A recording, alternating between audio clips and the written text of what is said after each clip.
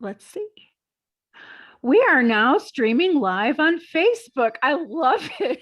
I love it when this works, right, When it Rachel? works, how magical.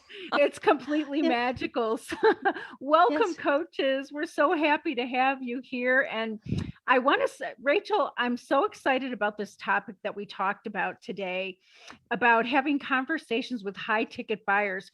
Could you tell us a little bit about why you even said, let's do this topic? Well, I think at least in my experience, it differs from when you're talking with an individual. It's first of all, the high ticket buyer is very frequently in an organization, and they are coming to the conversation with you about something in that organization. And we'll talk about always we get to how whatever the dilemma is personally affecting them. But I believe the conversation is shaped differently than when it's one to one. And I actually think, Karen, that we'll need more than this one segment to talk about high ticket, because there are some pieces that you want to be treading on carefully to get to the yes, we have an agreement. Let's go forward. Mhm. Well, what is the first piece that you would start with, Rachel?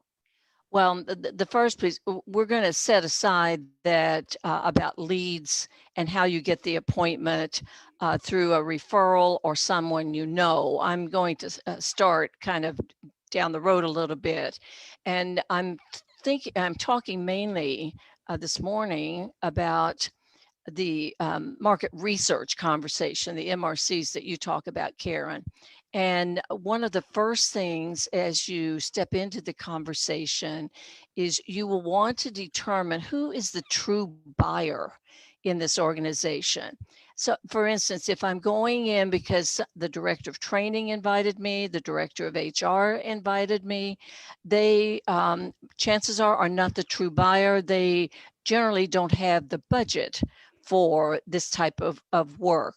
They can be an influencer, of course, and you don't want to just hang up on them and say, goodbye, I don't want to talk with you. But you will be talking with this person or persons about setting up an introduction or an appointment with the true decision maker. And often, what I have seen, I even did this early in my career, kind of ignoring that piece and just going full blast ahead with the HR director because I was comfortable there. I knew that role, and I felt at ease there. So once you do get to the true buyer, then you want to start developing a trusting relationship, and it's not based on me telling them how stellar I am. It's about me talking with them about um, what's going on in their organization. I usually start at the organization versus how is this impacting you. It feels safer to talk about that over there. And then as we start to get comfortable with each other, I do ask them about what are their concerns, what seems to be blocking their forward movement. And then now I'm getting a pretty good handle on what the issues and concerns are. If it's something out of my wheelhouse, this would be the time when I would tell them that I certainly hear your concern and your challenge. While that is not in my experience, I am happy to refer you. So that would be an opportunity there. Chances are I would not have gotten in front of the CEO or COO in an organization if I didn't have the skills and competencies they need. So we're now talking through their issues and concerns. We start to frame a conceptual agreement. This is these are the issues going on. I'm just so choked up when I talk about this. and and then now we are beginning to define the outcome. What's the outcome they would like to have down the road? How would we measure this, the metrics? And so far, we're not talking about any kind of money, no dollars whatsoever. We are, and in the market research, I'm not talking at all about let's do business. That comes in the second conversation, the enrollment conversation. But assuming we're in the enrollment conversation, we've identified the needs, but at the heart of this whole thing is I have established trust. I'm not talking as I'm not diminishing myself as I am less than that person. You need to speak to them as though you are a peer with different expertise, but nevertheless a peer. If they sense that you are hesitant, not confident, etc., it won't instill in them that, oh, let's sign this person up, let's get going. So you really have to work on presenting yourself as a competent, confident person. And no, you don't have to have all the answers. None of us do. So beyond our expertise, now we're getting into the, I might be, as I've identified the issues, I might be saying, how is this impacting you personally? And now they start to talk about, I'm not sleeping well, I feel anxious, whatever the pain point is. So you want to hear what are the challenges, what are the pain points before you ever say anything about, here are some thoughts to consider. So how do you know that you're establishing trust? That there's some tells, if you will, that you're establishing trust.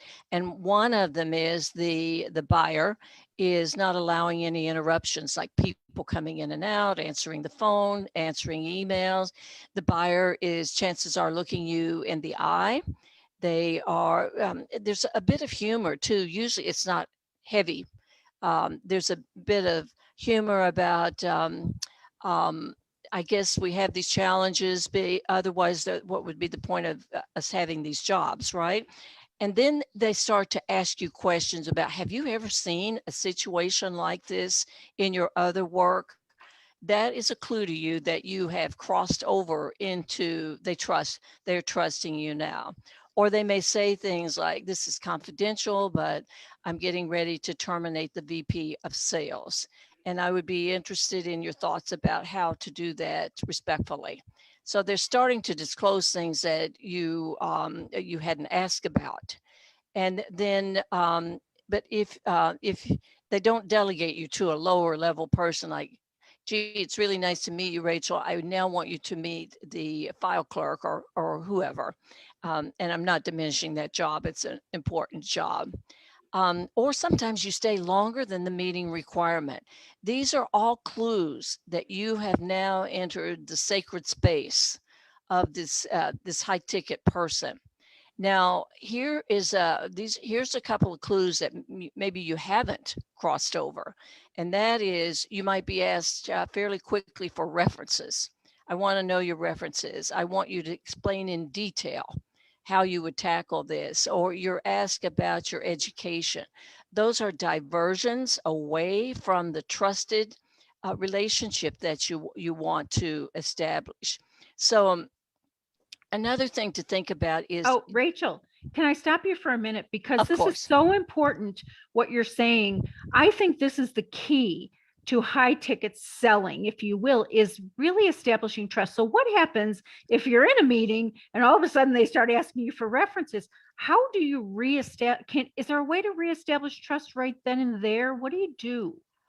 I would probably say I'm happy to provide references. Would it be okay if we continued talking about the challenges that you're facing for a few more minutes? And usually I go back into, what are the challenges? What's the pain point? What do they envision if we could deal with that pain? What do they envision? So I don't ignore it and just blunder on. I do say I'm happy to provide that. Usually when I go back in about what are the concerns, then and the pain points, they forget about that question. I think part of it is just being uncomfortable. When they ask that, it's uncomfortable because they feel vulnerable. These are not easy things to talk about, the subjects that I help them with.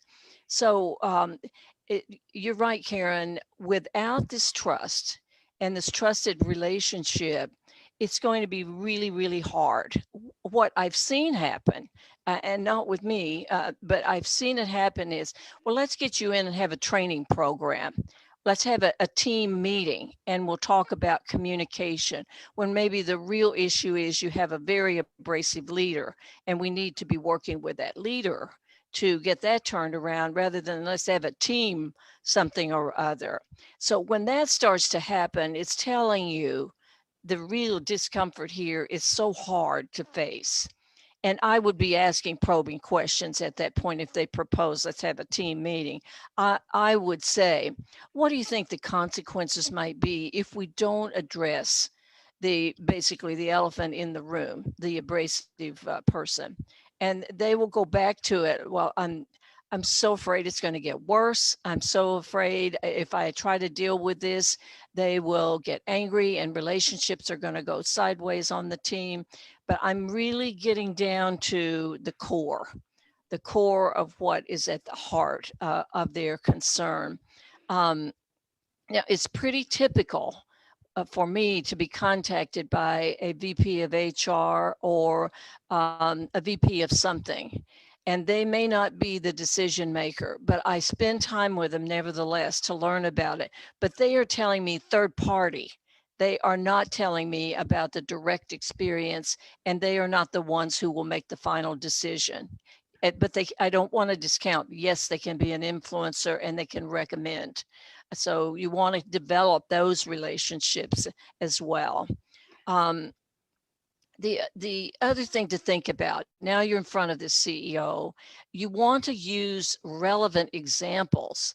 For example, if I'm talking to someone who's a CEO in manufacturing, I'm not going to be giving an example or a metaphor that has to do with banking.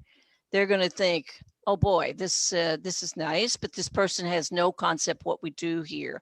Now, if I'm talking about supply chain management, how does your supply chain manage? How is this impacting your supply chain management?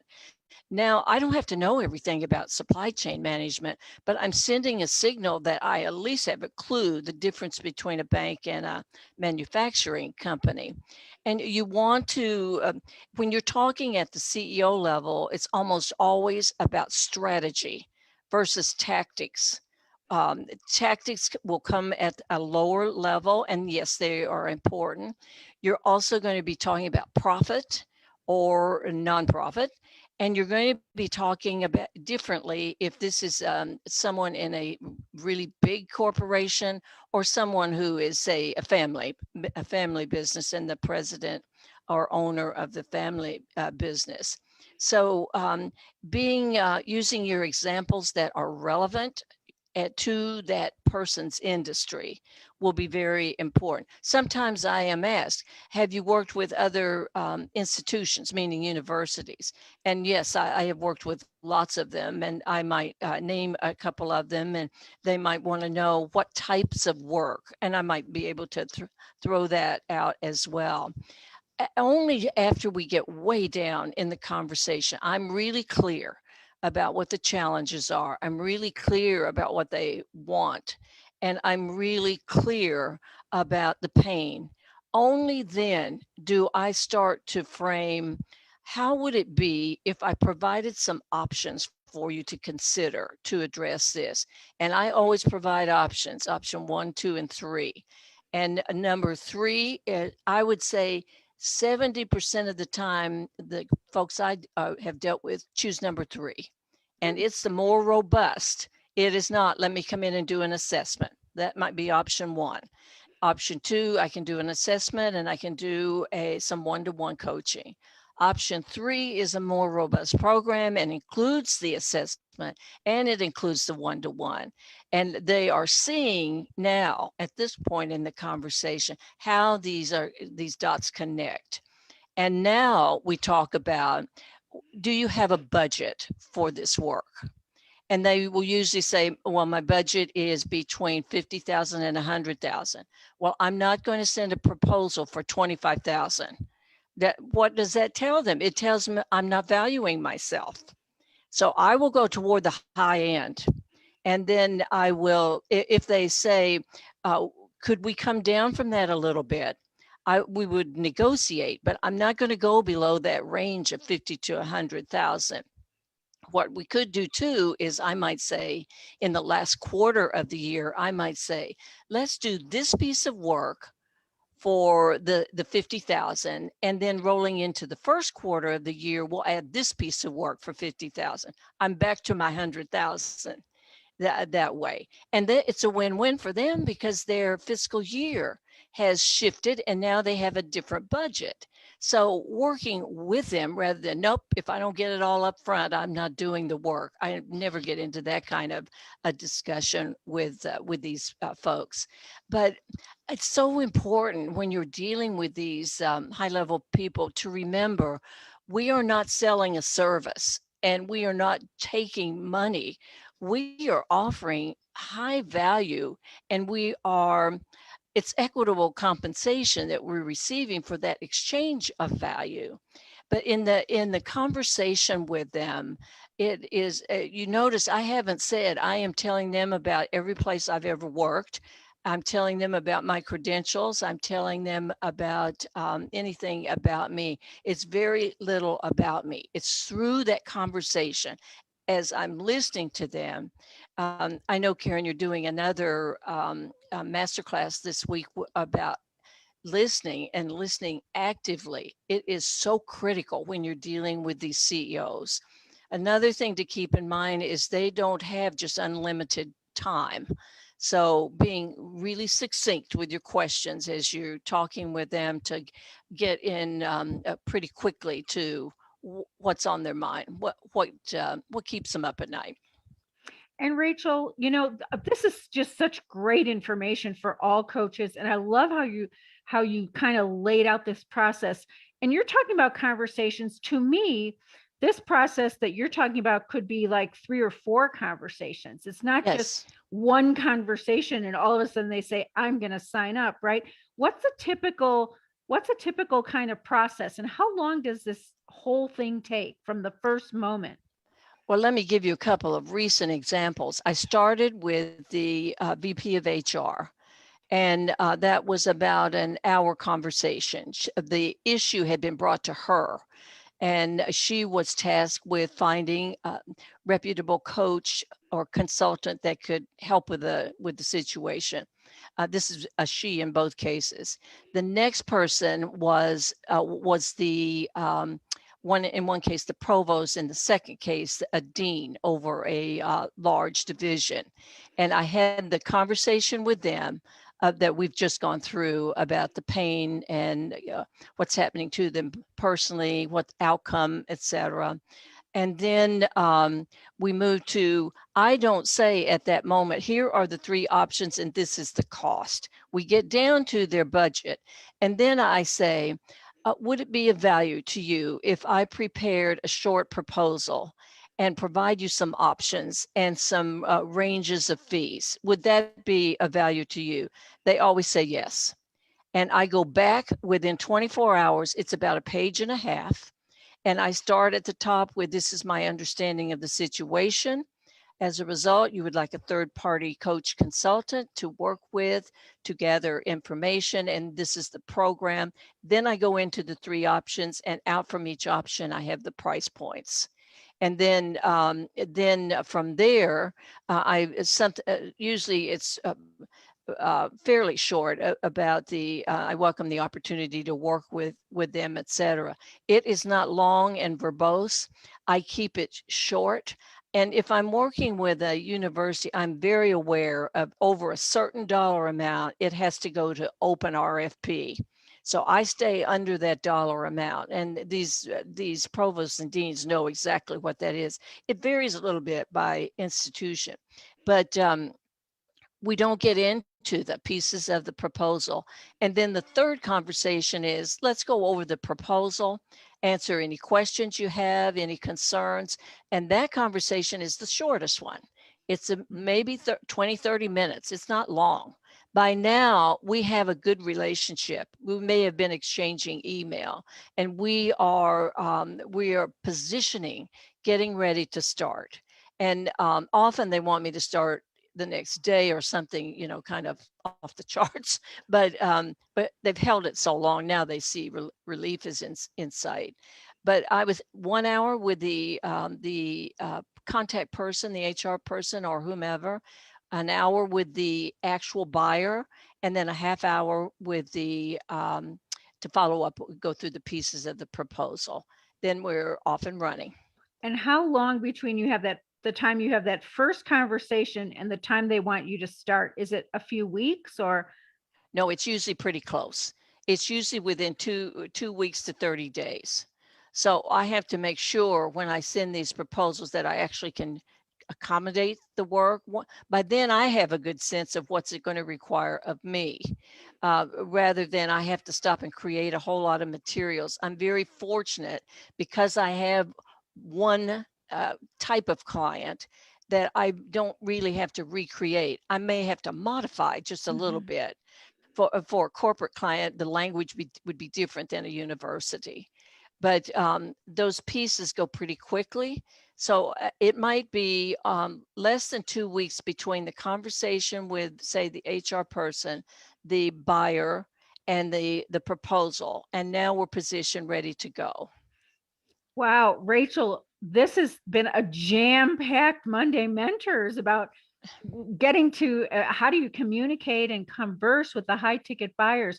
I know we're going to do more of this. So Yes. I want to give everybody a chance to kind of absorb this. What do you think is our next the next phase of this conversations with high ticket buyers? What are we going to cover next week?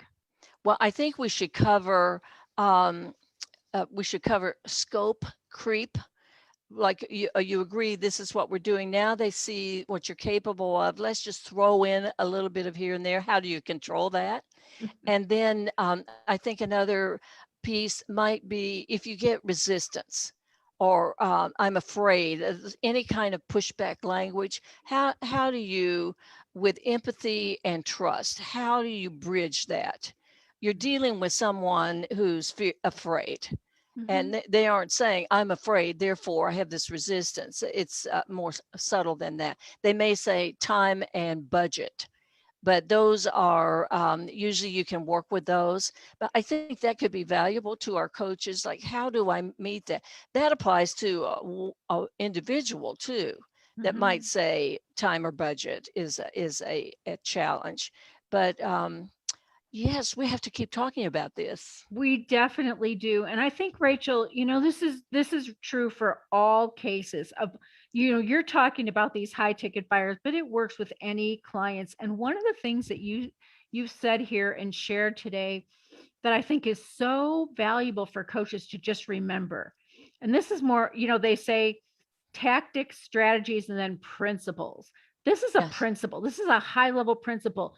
When you're talking to someone, anyone, any leader, whether they're a company, family, business, in an organization, and they have a problem, there is fear on their part. They're feeling like they can't solve it and they're the leader. What's wrong with me? I'll say that because Yes. I was a president of a semiconductor manufacturing company. I felt I should be able to do things. So if Right. we notice, we coaches are so great at creating safe spaces.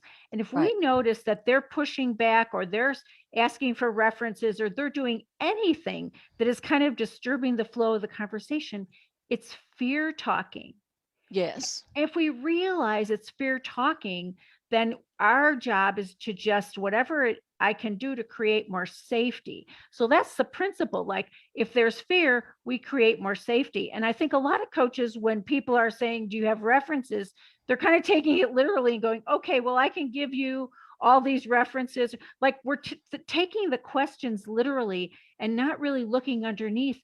It's because this means so much to them and they don't know how to do it and they're feeling Yes. embarrassed or nervous, right? Yes. And you're so right on, Karen, that those literal questions mask what's underneath there. And that's when we as coaches need to really up our empathy and compassion for the person. Stay with them. You don't have to say, no, I'm not answering that. That could be off putting, to say the least. but you could say, I'm happy to provide that. I just have a couple more questions if you would be willing to engage with me. And I go back into whatever that challenge or dilemma is that they have told me about. And like, can you give me an idea how much time this is taking in your day? And how is this impacting the team, the situation? So I'm back into the problem, but I'm going wider than the problem. I'm trying to get to the impact of this problem on your day and on the team. And then, of course, if they still want the references, I can definitely provide the references. Or it might be at that point near the end, I might say, I invite you to go to my website. I have a list of past clients there. I'm happy to provide you names of the CEOs or chancellors that I worked with. And usually they'll say, oh, that's not necessary at that point. But I don't want to hide that, of course, I can provide references, but that's not important at that point. Mm-hmm. Rachel, this has been such a stunning conversation. I'm sure it will be so valuable. We will be coming back next Monday. We'll be talking about scope creep, and we'll be talking about what if you get some resistance. And I do want to invite the coaches. Rachel is actually going to be doing one of our quick start intensives, and it starts in a couple weeks, I think. So if you're interested in working with Rachel on your business, going through the QSI with her, go to meetwithcoachkaren.com and get on my calendar, and because I want to make sure that everyone that gets in this group is a good fit. But you can see that Rachel has so much to offer, and I'm just so grateful to you, Rachel, that you have said yes to my invitation to help the coaches in the quick start intensive. So we'll see you next week for more Monday mentorings. And if you want to work with Rachel in the quick start intensive, go ahead and meet with me, meetwithcoachkaren.com, and we'll see if it's going to be a good fit. All right. So bye bye for now. Bye, Karen. Bye, Bye. everyone. Thank you.